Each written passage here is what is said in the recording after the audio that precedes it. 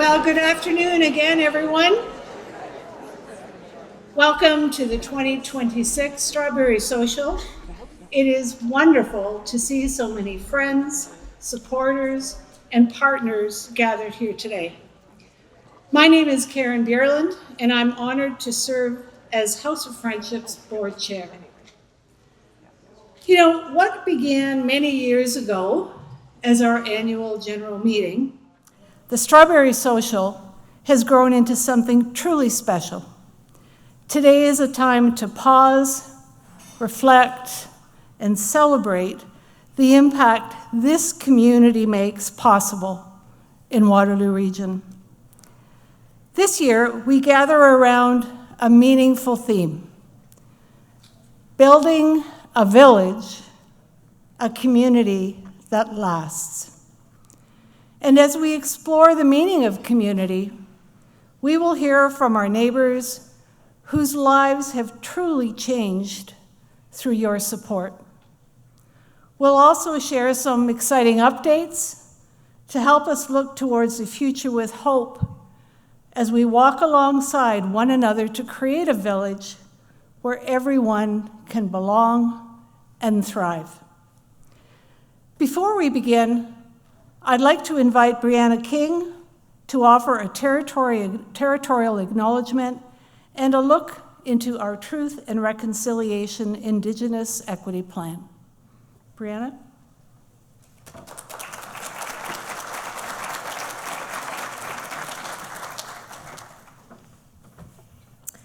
Hello, my name is Brianna Danielle King, and I'm House of Friendship's Psychological Wellbeing and Equity Manager. Thank you for being here for this event. It is an honor to offer our territorial acknowledgement as we gather for the Strawberry Social. I'd like to begin by acknowledging that we are gathered on the traditional lands of the Haudenosaunee, Anishinaabe, and Neutral peoples. We also recognize the Chinootan peoples, a people entirely eliminated through the violence of colonization on this land. This land is part of the Haldimand Tract, which was granted to the Six Nations at the Grand River, and it remains home to many First Nations, Inuit, and Métis people who continue to live, work, and care for this land. Acknowledgement is one step, but it is not an endpoint. It is an invitation to reflect on our shared responsibilities, how we live, how we gather, and how we relate to one another and to the land beneath our feet. Before industrialization made strawberries available all year long, food was a local and seasonal experience. Communities ate what the land gave when it was ripe, building entire foodways around seasonal rhythms. Today, gathering gives us a meaningful opportunity to reflect on those responsibilities, particularly as they relate to food, community, and care. Food is considered a sacred gift. Within many Indigenous worldviews, it is not simply something we consume, but something we are in relationship with. It connects us to the land, to each other, and to generations before and after us. Food teaches us about respect and gratitude, about taking only what we need and giving back where we can, and honoring the sources of our nourishment. As we come together for the Strawberry Social, a gathering rooted in sharing food, connection, and celebration, it feels especially important to hold these teachings close. Summer's first fruits, especially berries, have held deep cultural and spiritual significance in many Indigenous and ancestral food systems. Strawberries themselves carry deep significance in many Indigenous cultures, often representing life, renewal, and community connection. The strawberry is one of the several festivals in the Haudenosaunee cycle of ceremonies to give thanks to the natural world. For the Haudenosaunee, the Strawberry Festival is a time to give thanks and to honor the medicine and joy these berries bring. Preserving, fermenting, and sharing summer bounty are acts of sustainability and cultural continuity. Strawberries remind us of the sweetness of relationships and the importance of caring for one another. At House of Friendship, much of our work is grounded in providing food and other practical solutions while ensuring people have the dignity of choice. This work is closely connected to our broader commitment to equity and reconciliation and to understanding how colonization continues to shape access to food, land, and well-being. As part of our Truth and Reconciliation Indigenous equity commitments, we have taken steps to better support Indigenous participants, staff, and community members. We have also implemented an indoor smudging procedure to reduce barriers and ensure that Indigenous cultural and spiritual practices can be honored within our spaces. These actions are part of a long and ongoing process. We recognize that building truly equitable and culturally safe spaces requires continuous learning, unlearning, reflection, and accountability. We remain committed to deepening this work in partnership with Indigenous communities and to taking meaningful steps towards reconciliation in how we serve, gather, and support one another. So today, as we gather in celebration and gratitude and listen to this territorial acknowledgement, I invite us to reflect on what it means to be part of a community. It is about recognizing our interconnectedness and taking responsibility for creating spaces where everyone can belong, thrive, and feel valued. Today's emphasis on local, in-season produce echoes long-standing cultural practices around Indigenous stewardship and celebration. Thank you.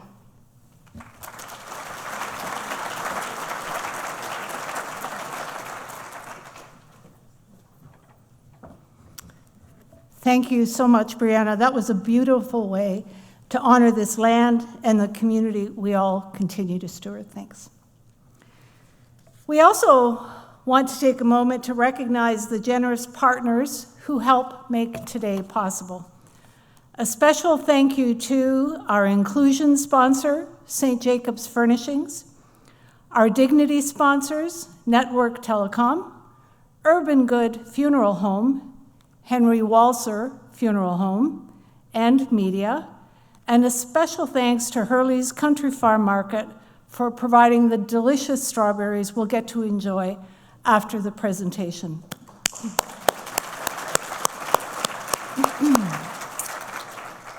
I would also like to extend my thanks to the dignitaries and political partners in attendance today. We are honored by your presence and sincerely appreciate your continued support. On behalf of House of Friendship's Board of Directors, I want to offer my heartfelt thanks for the time you've taken to join us today. Whether you're a donor, a volunteer, staff, a community partner, or a longtime supporter, your presence here reflects your compassion and dedication to transforming lives. Your generosity has allowed us to respond to complex and growing needs for so many individuals and families. Over the past year, the board has seen firsthand how House of Friendship continues to respond to the growing and evolving needs in Waterloo Region. What started 87 years ago as a small act of care has grown into an organization of approximately 350 staff, working across more than 40 locations, supporting over 42,000 individuals annually. But none of this work is possible without strong stewardship of resources. Over the past year, House of Friendship operated with a total revenue of over $26 million. Of that, over $4 million came from donations and community support. We finished the year with a surplus of $152,000, reflecting careful financial management in a challenging environment. We also received $406,000 in legacy gifts, demonstrating long-term commitment from our community. These numbers are important, but what matters more is what they represent. Trust. Trust that resources will be used wisely to support those who need it most. And with that growth comes both opportunity and responsibility. Across our region, we are seeing increasing need that represents real people, real families, and real challenges being faced in our community every day. And the reality is, House of Friendship has continued to grow thoughtfully and intentionally to meet that need. We are now entering the third year of our 5-year strategic plan, Building Health, Building Belonging. This plan was built through deep engagement with program participants, staff, volunteers, and partners. It reflects a shared vision for a healthier, more connected community. And the plan is structured around 3 phases. First, investing in organizational health. Second, impacting community health. And third, influencing broader system health. Over the past 2 years, we have focused on strengthening our internal foundation, ensuring that our people, systems, and structures are strong enough to support the growing demands of our work in a community where change is constant and needs increase. The work has had many meaningful results, including House of Friendship receiving full accreditation through Accreditation Canada, meeting nearly 600 standards in the work we do every day.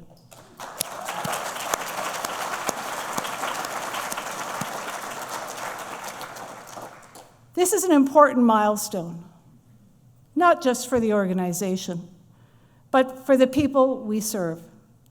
We worked alongside Accreditation Canada for many months to ensure our programs and services meet or exceed evidence-informed standards developed by the world's leading organizations in healthcare and social services. House of Friendship was guided by the collective experience of over 1,000 experts to ensure we continue to achieve our full potential within Waterloo Region.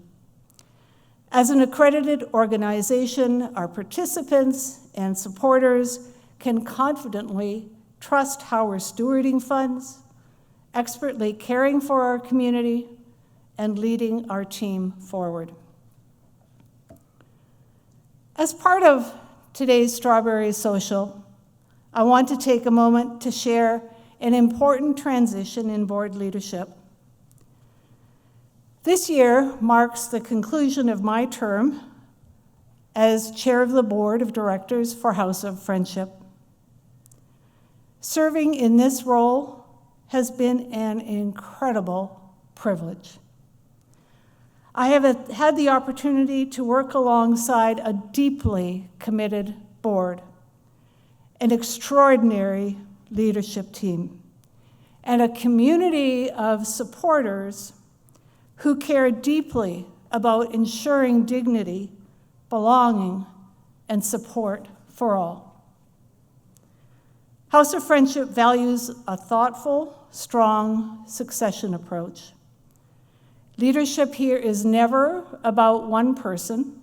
It's about stewardship and continuity. And as my term comes to a close, I am delighted to introduce the next chair of the board, someone who brings a deep commitment to community, sound governance, and a shared belief in the mission of House of Friendship. While he isn't able to be with us in person today, he's in Europe, so we will understand. He wanted to take a moment to introduce himself and share a few words with you. Please join me in welcoming Alan Uffelman as our incoming board chair.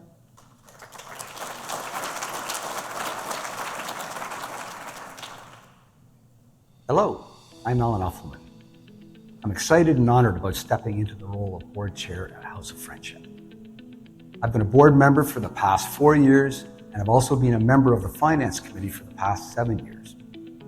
First, I would like us to recognize Karen for a moment. Thank Karen for the many years of incredible leadership and dedication she has given. Her commitment has helped strengthen this fine organization in so many meaningful ways. We are deeply grateful for the positive impact she has provided. As our organization moves forward, I'm energized on what lies ahead. House of Friendship continues to play such a critical role in supporting people across our community, and I'm excited to be part of this journey as we grow the impact even further. Events like the Strawberry Social remind us how powerful it is when a community comes together with care and generosity. To our donors, volunteers, partners, and everyone here today, thank you so much. Your support makes all this work possible and makes a significant difference in so many people's lives every single day. I hope you have a wonderful time at the event, and thank you again for being part of this incredible community. All the best.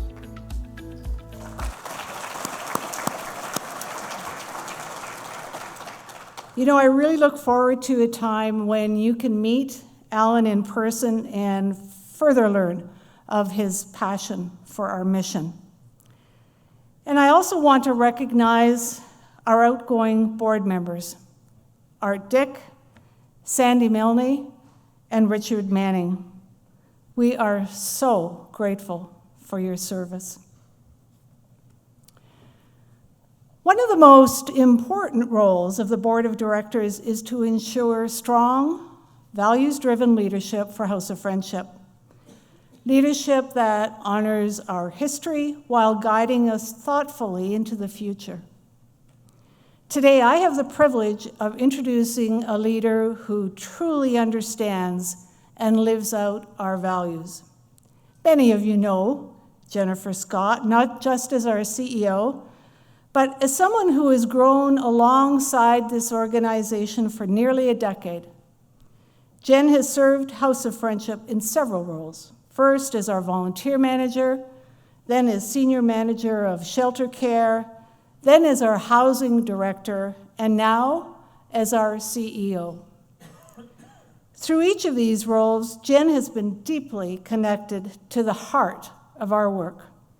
She has worked alongside volunteers, staff, and participants, supported people through experiences of homelessness, and helped shape the housing and supports that make stability and dignity possible. Jen's leadership has been formed in meeting rooms and classrooms, but also in neighborhoods, shelters, and housing communities. She has listened, learned, and walked alongside people as they rebuild their lives. As CEO, Jen brings a deep respect for the legacy that built House of Friendship and a clear, compassionate vision for what comes next, including the exciting future of Friendship Village, our new housing project. Please join me in welcoming our CEO, Jennifer Scott.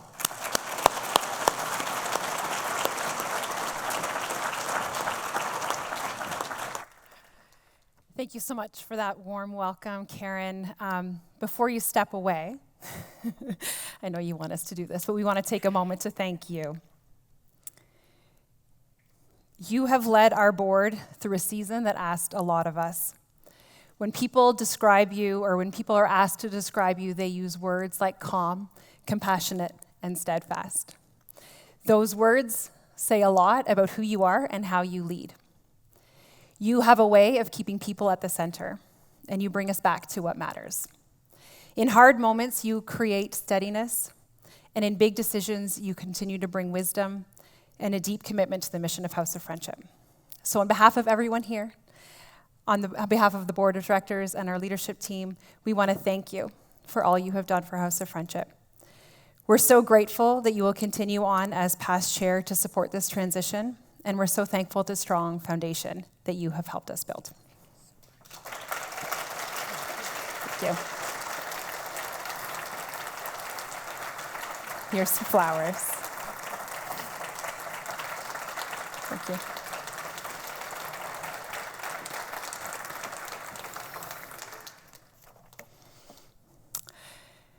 As I look around this room, I feel so grateful to stand with you today. Your presence is important. You are showing up for your community in inspiring ways. The care and commitment you bring to Waterloo Region changes lives every day. Walking alongside people in our programs has given me the privilege of seeing this work up close, not just from a strategic perspective, but through real relationships with people in our community. A little bit about me. I grew up on a farm outside of Palmerston. It was a cash crop farm, and like many farm families, everyone had a role to play. My brothers, my sister, and I all helped out. There was always work to do, and the work didn't pause because you were tired, busy, or had other plans. Growing up like that shaped me. It taught me responsibility. It taught me that people depend on you, and it taught me to notice things that needed to be done and just do them. But farm life also taught me about community. When you live in the country, your neighbors are often the first person you turn to when you need help. If someone was sick, people brought food, usually a casserole. If equipment broke, someone was there to fix it or they lent their own. If a family was going through a hard time, the community noticed. There was a deep understanding that we belonged to one another. Help was not complicated. It was practical, steady, and close to home. That connection to community deepened when I started working in long-term care.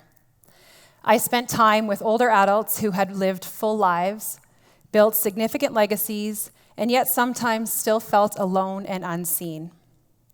I saw how much dignity matters in the smallest moments. A warm greeting, a conversation, a clean room. Long-term care showed me the importance of compassion and the effects that your words and behaviors have on those around you. Do they feel rushed, or do they feel valued? Do they feel like a burden, or do they feel worthy of attention? That experience made such an impact on me that I chose to study gerontology at McMaster University. I wanted to better understand aging, dignity, care, and what it means to support people. Later, I completed my MBA at Brock University because I knew I wanted to lead in the not-for-profit space. I wanted to bring together my heart for people with the skills needed to lead teams, strengthen organizations, and build a community where people are treated with dignity and compassion. The core values I learned from caring for my neighbors on the farm community and caring for patients every day stays with me. Prioritizing dignity and autonomy is critical as I lead the incredible work we started 87 years ago. House of Friendship began with a simple act of genuine kindness. A women's prayer group learned that men in their community were struggling with hunger, and they responded by opening their doors and sharing meals. There was no long-term plan, no formal strategy, just a belief that if someone is in need, you step forward and help. That simple act of care became something more. Our guiding call to love thy neighbor has never changed. What has changed is the way we live it out. In 1939, it meant offering a warm meal and a place to sleep. Today, it means providing integrated healthcare, wraparound supports, and a connection to community in ways our humble founders never could have dreamed of. Our past leaders helped to create an organization with deep community trust, a strong reputation, and relationships that have opened countless doors. Because of that foundation, we are in a position today to do some of the most important and innovative work in our history across the entire region of Waterloo. When I think about the future, I think about the full breadth of House of Friendship's work in all 40 locations across our community. Our programs show what becomes possible when we bring these strengths together in new ways. They represent a shift in how we respond to some of our community's most complex challenges. They reflect a belief that people deserve more than a bed for the night and a roof over their head. They deserve care that is connected, compassionate, and designed around a whole person. When I first stepped into this role, I spent some time thinking about what kind of leader I want to be and the impact I hope we will have together. I want to honor the legacy that brought us here while helping House of Friendship take the next step forward. I want us to be an organization that measures success not only by the services we provide, but by the lasting change we create in people's lives. As I look ahead, one of my priorities as CEO is to ensure House of Friendship becomes even more focused on impact. I want us to hold ourselves accountable for more than activity. Meeting an immediate need is important, but it is only the beginning. I want us to measure whether people are healing, building stability, strengthening relationships, and creating futures filled with possibility. I want to know that lives are changing because of the work that we are doing. Our work focuses on 4 main areas of service, and we continue to lead our community to bring about real, lasting change. Those areas of service are neighborhoods, housing, food, and addiction treatment. Ultimately, we know that we're stronger together as we work to create a healthier Waterloo region where everyone can belong and thrive. House of Friendship continues to be the largest distributor of food in partnership with the Food Bank of Waterloo Region. Our addictions treatment programs support more than 1,900 individuals on their path to better and more stable health. Today, though, I'm going to speak about 2 program areas, our neighborhoods team and the exciting work happening within our supportive housing program. Our neighborhoods work takes place across 6 community centers to meet individuals and families where they are in their journeys and to ensure they feel supported along the way. We help parents connect with community as they cook meals together and share stories over good food. We meet children as they come home from school and greet them with nutritious snacks and homework help. It's been proven that supporting our youth contributes to improvements in physical, mental, social, and spiritual well-being. These supports foster resilience, confidence, and emotional regulation, particularly for youth with histories of trauma. As programs at each of our community centers strengthen tomorrow's community by walking alongside our youth today.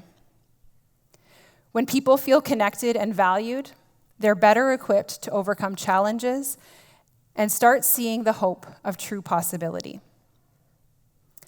I'd like to bring up someone now who is helping our neighbors grow and thrive in her role as Family Outreach Supervisor with House of Friendship.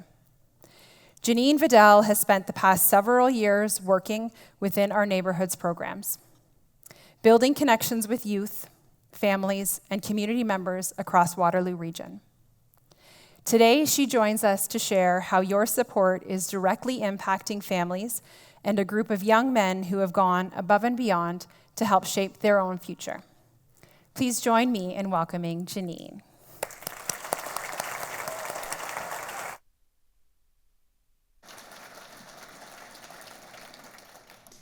Thank you, Jennifer. Hi, everyone. I'm grateful to have this opportunity to speak with all of you about the families and incredible young people that I get the opportunity to work alongside. I first learned about House of Friendship when 4 of the children in my care were attending a cooking class at Chandler Mowat Community Center. They absolutely loved those classes, and they would come home excited to share what they had learned and proudly show off what they had made. As a parent and caregiver, seeing that confidence and joy was something special. Initially, I believed that the program was run by the City of Kitchener, and as I became more connected to the community center, I was introduced to House of Friendship's Family Outreach program. Through that connection, I built a relationship with the outreach worker and learned more about the support available to families in the community, including my own.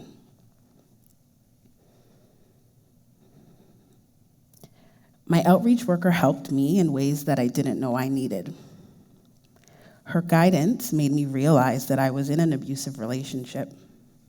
She helped me and my kids break free from a very complex situation and begin creating a life where we could truly thrive and eventually heal. Family outreach was not just basic support for me. It was about opening my eyes to my situation, creating safety for me and my children, and helping me ultimately rebuild my life. And this is what my team does today for so many others. I came to understand that House of Friendship was more than the organization behind the cooking program. It was a place where people built relationships, found support, experienced a sense of belonging as well. What stayed with me most was the feeling of having someone walk alongside me, someone who listened, who cared, and who reminded me that I didn't have to navigate life's challenges alone.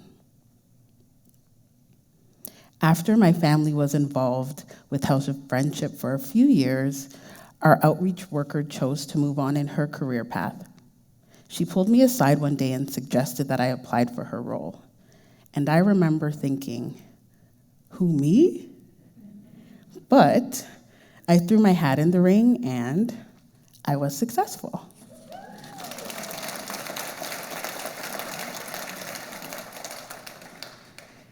That moment was the start to something amazing. Someone believed in me. They saw me. Someone told me I belong here. So today, I stand here in a bit of a full circle moment. I was once supported by this organization, and now I have the privilege of walking alongside others in the same way. Community services has become a core part of my being. Every day, I get to share my passion for community by advocating for folks and empowering people. I am so fueled by the energy of what we do. Even though the work is hard, it truly fills my cup. I see myself in this community. When people come through the doors of our community centers, they can feel that something special is happening here. It feels like a family. Sometimes you can't tell who's staff and who's a volunteer and who our participants are because everyone works together so well. I often think of our programs as a place where people can level up. You might level up your confidence, your communication skills, your friendships, or even the knowledge of what's available to you. Because people often come to our programs to fulfill a specific need, like food for the week, but then they realize there's so much more here. We have an abundance of programs from homework help and extracurricular activities for students to English conversation circles and resource cafes. We have guest speakers and other local organizations come in for educational opportunities. And at all of these programs, people feel wrapped around by their community. They start making vital connections. They start to learn from each other and grow. And over time, something shifts. They don't just show up anymore. They start to feel like, I'm a part of this. And they start leading themselves. I've seen young people come into programs very unsure of what to expect. They're quiet and a little closed off, just trying something new. And over time, they start helping with setup. They stay behind to clean up. They notice what needs to be done, and they step in. And that's the shift. That's when belonging turns into ownership. I think of someone like Rakik. I first met Rakik when he came to Cortland Shelley asking for a job. I had said, I don't have any positions right now, but we're looking for volunteers. So we volunteered every single day that summer. And the next year, he applied for summer camp counselor position, and he got it. From there, he became a program leader at Boys in Leadership, the very program he once participated in. And while working closely with his peers, they started to see the gaps in the community, places where young people lack the opportunity to grow and belong. These young men recognized that they were uniquely positioned to step up and to step in, linking youth to leadership. We have something special to share with you today, a glimpse into that journey. into the growth, the connection, and the leadership that builds over time. Let's have a look.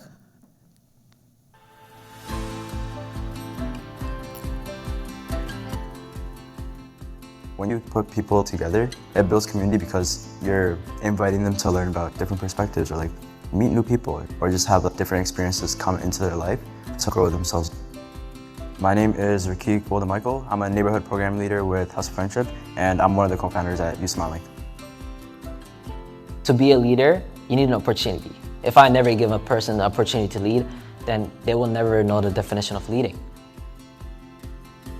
My name is Hiob. I am a neighborhood facilitator and a program leader in House of Friendship, and I'm a co-founder for Youth Smiling. The community here is really kind, caring, respectful. My favorite part about coming here is the feeling of community. I really like how I'm able to come here and feel accepted as who I am.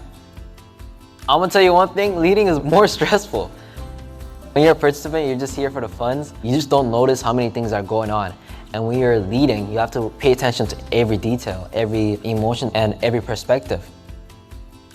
Waterloo Region is one of the fastest growing cities in Ontario. Seeing how we were not keeping up was an issue to me. I was seeing how youth was taking effect to a fast growing city and not having enough resources to maintain that fast growing scale. I want to make sure all youth feel involved. Youth Smiling is a nonprofit organization started by youth for youth. It was a weekly program where we'd have a bunch of board games set up, 2 computers set up as well for youth who just want to complete schoolwork. And where we help people learn skills like resume building, how to talk to others, how to be confident in yourself. Afterwards, it became more of a leadership development group. We started youth events with basketball tournaments, innovation fairs. We were sort of like that space where they could come to just not only have a good time, but grow themselves personally and professionally as well. I look up to Hiob and Rakik. I look up to them because I can see them as a friend. One of our program leaders, Omar, would be cooking food for us, like tacos. We had Omar at the time. His insight was very inspirational because he's already done a bunch of major things in his life when it comes to volunteering, working. But leading, I think it's more so situational awareness. As I grew within the Boys in Leadership program, I learned what it meant to be a leader. I learned what it meant to be mature. You have to set an example. You have to become a person that kids can look up to. I look forward to seeing what new leaders come into Boys in Leadership, and I really look forward to see where all these youth end up doing with their lives.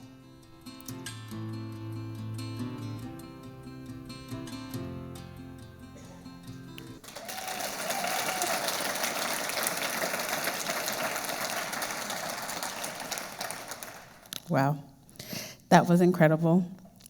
These boys are so inspiring, and I'm excited to share that one of them is here with us today. We have Hiob representing our leadership programs and Youth Smiling. Can you please stand, Hiob, so we can recognize you?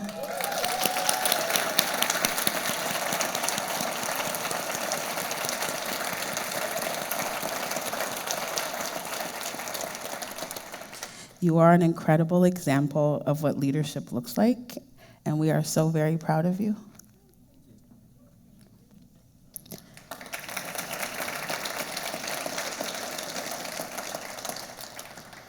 This work doesn't stop when youth age out of our programs.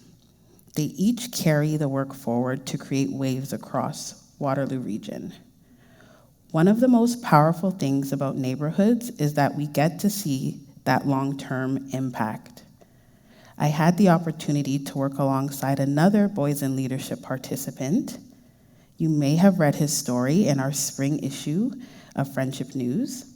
If not, you can find it on our website, and I think there may be a few copies floating around here as well. Omar is further along in his journey than the young men who co-founded Youth Smiling. He was also once a participant who later became a program leader. Omar is currently at Queen's University studying to become a doctor, but was gracious enough to take a moment out of his studies to send us this message. The video is a little shaky, but we wanted to make sure you heard his message. Hey everybody, my name is Omar and I'm a second, soon to be third year medical student at Queen's. originally from Kitchener-Waterloo. And looking back at the past and actually living in Kitchener, I really look back at the times I've been involved with House of Friendship and really where I came from, because when my parents first came to Canada, we really relied on House of Friendship, whether it came to food services or mentorship or a lot of the community programs that were offered. A lot of those things really helped to benefit me and to get me to where I am today. And I was happy to return the favor and to be involved with House of Friendship as a program leader for quite some time, which was great. So I really emphasize, I guess, the belonging nature and how House of Friendship made me feel welcome, especially when it came to having a place to be involved and having a place to feel included in the community. So I really am thankful for the people who helped to contribute to House of Friendship's program and the services. And there's really nothing but gratitude on my end in terms of what was being provided and the funding and support that was given, because again, I don't think I would be here without that, and I don't think I'd be in the stage of training I am without all the services that were offered.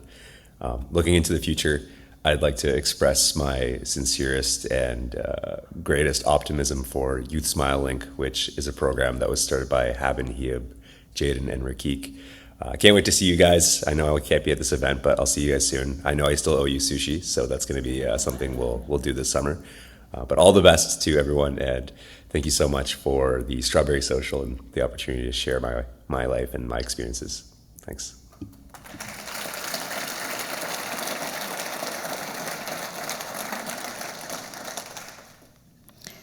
I have so enjoyed seeing Omar thrive along his journey from participant to med student. His determination and compassion for his community is truly phenomenal. When young participants see Omar, Rakik, Hiab, and the rest of the Youth Smile Link team, they start to believe their own dreams are within reach. This is what happens when someone feels seen, supported, and a part of something bigger. What I've learned through this work and in life is that change doesn't happen all at once. It happens in small moments. Showing up, being seen, trying something new, having someone believe in you. And over time, those moments build something bigger. They build confidence, they build leadership, they build community. I'm excited to see what's next for our young people. These are our future leaders, yet they are inspiring me with what they're doing today. I'm so grateful to be on this journey with them. Thank you.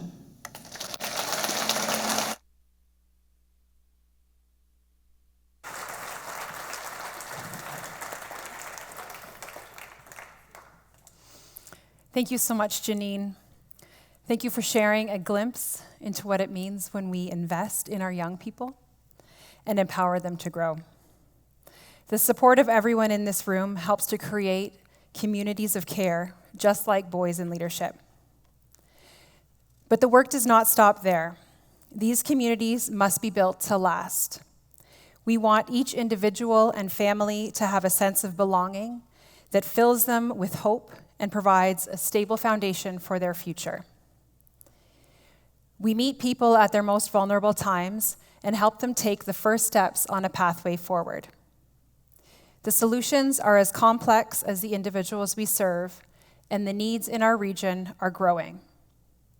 The current challenges in our community are significant. 1 in 9 households rely on food assistance. The use of highly addictive, lethal opioids is a public health crisis in Waterloo Region. 80% of people seeking emergency shelter are also navigating mental, physical, or addiction health challenges. These realities are deeply related. That's why the work of House of Friendship is intentionally interconnected. Our programs work together along with several strategic partners to create a stronger, healthier region so that people like Freddie are empowered to create a better life for themselves. Freddie had cared for his brother for many years, witnessing his battle with depression and helping him fight against his illness. After his brother died by suicide, Freddie lost his sense of purpose. The grief and hopelessness took over. He turned to drugs to cope, and he was unable to keep his apartment. Freddie was homeless and struggling with addiction. He spent many nights living in a tent and bouncing around to different shelters before finding a bed at House of Friendship's shelter care. That's when things began to shift. The first step was sleep, then a warm meal. Routines were built and things for Freddie became more stable. Deep and honest conversations with supportive staff and our caring team helped Freddie with his addiction and his grief. He began the journey to healing. Today, Freddie has transitioned to a home in our Charles Village supportive housing program. While his journey is far from over, he no longer feels alone. Freddie has familiar people walking with him and caring for him as he learns to live life without his brother. Our most recent community report introduces you to Freddie and others and other powerful stories of hope and resilience in the face of adversity. Inside those pages, you'll meet Lori, who is on her recovery journey after struggling with a gambling addiction. She is rebuilding her life with community counseling and support groups from House of Friendship. And there's Joy, who came to Canada with nothing, yet found connection and a place to belong through our neighborhood community centers. While she receives emergency food hampers, she also volunteers to give back to her community and gain valuable experience towards finding a job. These are just a couple of examples of the impact you've made possible through your support. I invite you to spend some time with these stories. They show in a very real way how you've helped create a village for Freddie, Lori, Joy, and many others. You've helped them feel like they truly belong. Yet there are so many who still need that sense of acceptance and community. Together, we can share that feeling of inclusion with everyone who needs it. Behind the statistics and headlines are real people: sons, daughters, parents, and friends. People who are exhausted by their ongoing search for basic necessities like food and shelter. Layered with mental health challenges, substance use in an increasingly toxic drug supply, untreated physical health conditions, and systems that are hard to navigate. Sometimes we just need to carry hope for that person who can no longer do that for themselves. They need, and honestly, we all need, a stronger community built through steady, caring action. In 2023, we challenged the status quo and designed a new way to care for our unhoused neighbors. This led to the highly anticipated opening of Shelter Care. Shelter Care is a place where shelter, healthcare, and addiction support exist together 24/7. It's a place where traditional barriers to care are removed so people can access the healthcare they need and the practical life skills required to live in stable housing. At Shelter Care, men are greeted by friendly faces, like Nadira, our participant experience specialist, Benson, one of our care coordinators, Jenny, the nurse, or Padu, the therapy dog. Our teams are working together to ensure each person and their unique needs are supported until they can confidently take their next step. When someone has a safe place to sleep, consistent care, and people who know their name, outcomes begin to shift. Over 2/3 of our residents have accessed primary care on-site since opening, with over 10,000 mental health and primary care visits. 58% of men in Shelter Care have engaged in addiction support within the past year. We've also seen a 98% emergency medical services diversion rate in the last quarter because people can access care when they need it, right where they are. What we have learned from Shelter Care is directly shaping what's next. Having a place of your own is a rewarding sense of security. Turning that key in the door is evidence that you're making progress. But opening the door is just the next step. The journey to stability continues. People need to rebuild routines, attend appointments, and trust the people around them. That's where supportive housing becomes so important. Supportive housing recognizes that a roof is the beginning, not the whole answer. It combines housing with ongoing support so people have a stronger chance of staying housed, improving their health, and rebuilding their lives. This kind of integrated care is essential for success. And that's why we created Friendship Village. You've been following this journey with us, and we are finally getting close to opening the doors later this year. Friendship Village is the name of our newest supportive and affordable housing community being built in 2 phases on Charles Street in downtown Kitchener. Construction is well underway on the first building, and when finished, will provide 100 units of health-integrated supportive housing. Next year, we hope to begin construction on phase 2, which will add 70 units of deeply affordable housing. Last month, we had the opportunity to visit the site. Let's take a look.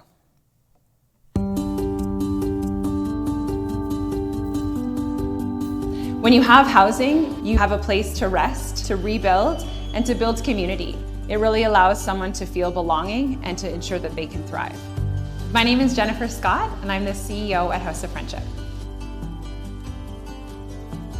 We're here at Friendship Village. This is 100 new units of supportive housing coming to Waterloo Region, and we're excited to share more with you. Having this space allows an individual to learn and engage and become part of a community. Hi, I'm Tracy Shonk-Lacey, and I am the Program Director at House of Friendship. Friendship Village will integrate healthcare directly into this housing setting. What we're offering that's different is that we can provide 3 different levels of care in this community. So as folks stabilize with their health journey, they will physically move to a different part of the building and have less support. This provides greater independence and the ability to move on to affordable housing when the time is right. We hope that it's possible for them to see a positive impact on other individuals who are perhaps more along in their journey out of homelessness. There's going to be support here at Friendship Village 24 hours a day, 7 days a week. There will be people on site to address any emergent issues or concern. There will also be people with expertise in the areas of mental health, addictions, and housing and healthcare to work with our individuals to meet their goal. The project like this is really needed in Waterloo Region because it offers a real solution for folks experiencing homelessness. We know that community and belonging are so important.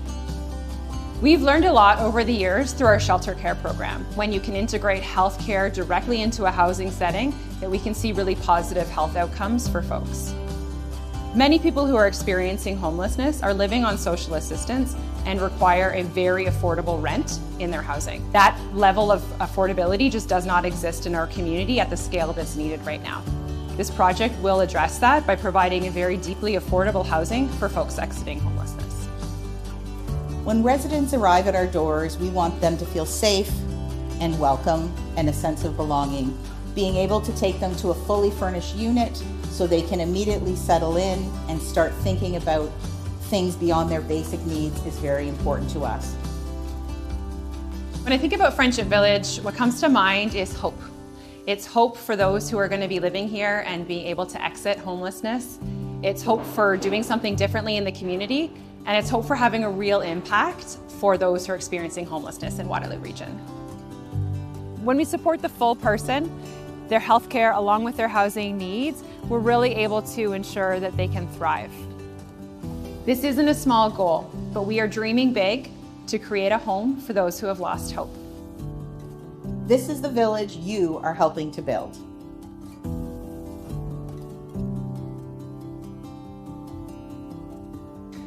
This is Friendship Village. Welcome home.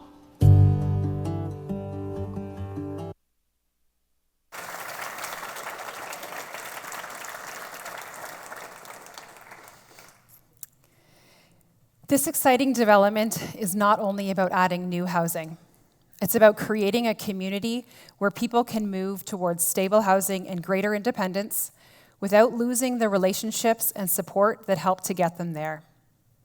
Through both building design and program design, Friendship Village will offer different levels of care within one connected community. When someone first exits homelessness, they may need more intensive support. They may need help with healthcare, daily routines, addiction support, and rebuilding trust. As their health and housing stabilize, they can move into a more independent setting within the village. That opens a supportive housing space for someone else who needs that higher level of care, while allowing the person moving forward to stay connected to the familiar community. When someone has built a trusting community around them, they do not want to leave it behind, and we understand that because belonging is a part of healing. Friendship Village is designed with that reality in mind. It creates a pathway out of homelessness while protecting the relationships that help people stay well. The work we have seen through shelter care and the vision we are building through Friendship Village is only the beginning. House of Friendship strives to be known as an organization that is willing to challenge assumptions, test new ideas, and rethink how care is delivered to ensure that everyone has the opportunity to thrive. That is the future that I am excited to lead. Today, I'm inviting you to join us as we say welcome home to the future residents of Friendship Village. Thanks to the extraordinary generosity of our early supporters, we're ready to furnish 67 units within Friendship Village and welcome residents home when they arrive. This is about more than just furniture. It's about ensuring dignity and comfort while sharing the powerful message that someone has prepared this space with care. Now, we're inviting the broader community in to help bring that same sense of home to the remaining 33 units. People moving into Friendship Village will come with very little, often only what they can carry. Furnishing these units helps to create an immediate sense of home. Welcome Home Friendship Village is an opportunity to come together and create that experience for every new resident. When you help furnish a room, you are doing more than meeting a practical need. You are building a future. As the campaign launches, I invite you to support this effort and share it with others. We know you understand the power of generosity and community. This is a tangible way to be part of something meaningful, to build a village, a community that lasts. As we wrap up today, I invite you to look around and soak in the community. Together, we are stronger. We are building a village here today. This community, your neighbors in these seats, all play a vital role. We all need a village in our lives, a place that feels safe, a place where we can truly belong and thrive. As we wrap up, I want to take a moment to share a special thank you to Janine, Brianna, Hiab, and the Boys in Leadership Group, Youth Smile Link, Omar, and of course, our past chair. That's the first time I've said that, past chair, Karen Bierland. You have all played a vital role in the legacy of House of Friendship.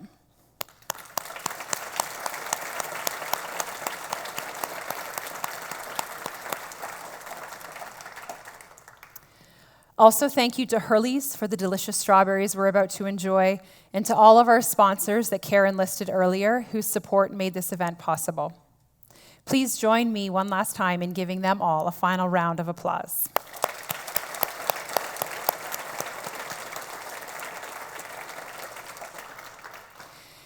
And finally, to each of you in this room, thank you for sharing your time with us.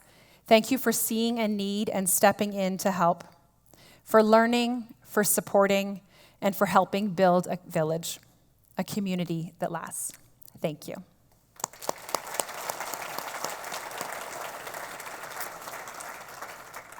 It looks like we're now ready to enjoy some strawberries.